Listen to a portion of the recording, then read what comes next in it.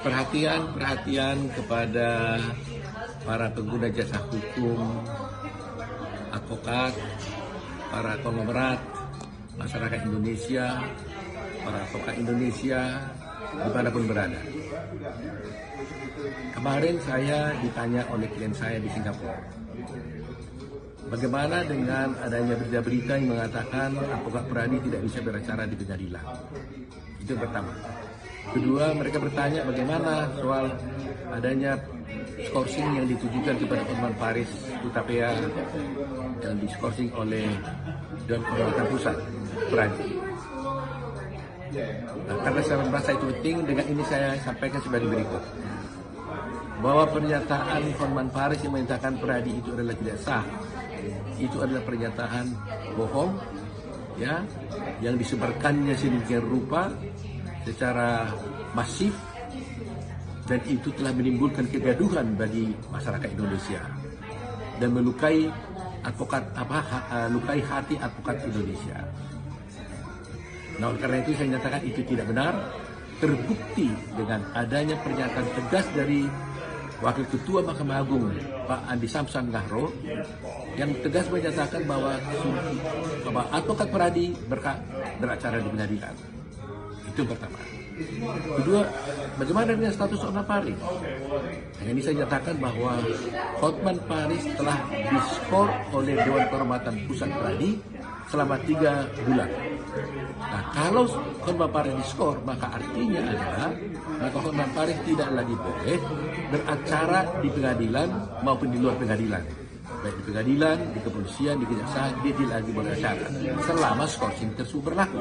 Nah, apa konsekuensi hukumnya?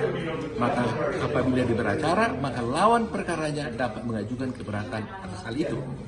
Kedua, kami minta juga hakim wajib untuk melarang yang bersangkutan yang sudah diskor untuk tidak berpraktek di dalam pengadilan. Itu konsekuensi. Karena apa? Kalau tidak dilarang, maka itu sama dengan menentang undang-undang advokat. Karena Dewan Kehormatan Pusat Pradi itu dibentuk berdasarkan undang-undang advokat. Di sana ada tokoh-tokoh agama yang memeriksanya. Di sana ada tokoh-tokoh akademisi, ada masyarakat atau tokoh masyarakat, dan ada advokat. Jadi itu sah. Nah, ketiga, konsekuensinya lagi adalah apabila orang itu tetap beracara, maka berpotensi, ya, berpotensi bahwa perkara-perkara yang ditangginya bisa dibatalkan oleh Mahkamah Agung atau pengadilan. Ini potensi. Ya. Nah, yang paling utama, yang paling penting saya katakan, bagi masyarakat, jadi ini saya menyatakan bukan soal Hotman Paris saja, ya, tidak spesifik, tapi general. Bagi masyarakat, pengusaha, konglomerat yang menggunakan jasa seorang advokat yang sedang diskor, maka dia juga berpotensi digugat oleh pihak ketiga atau oleh pihak lawannya. Karena apa? Karena orang itu, karena Anda sebagai pengusaha sudah tahu orang itu diskor, Anda masih gunakan jasanya, berarti Anda adalah melakukan perbuatan melawan hukum yang merugikan orang lain. Jadi hati-hati menggunakan orang, jangan sekali-sekali Anda menggunakan jasa daripada advokat yang sedang diskor. Kalau tidak, Anda bisa dituntut ganti rugi dengan pasal 1365 melakukan perbuatan melawan hukum. Nah, hal ini perlu saya sampaikan. Karena ini kewajiban saya sebagai Ketua Pradi, agar jangan sampai timbul kerugian. Nanti saya disalahkan masyarakat kalau saya tidak beritahukan.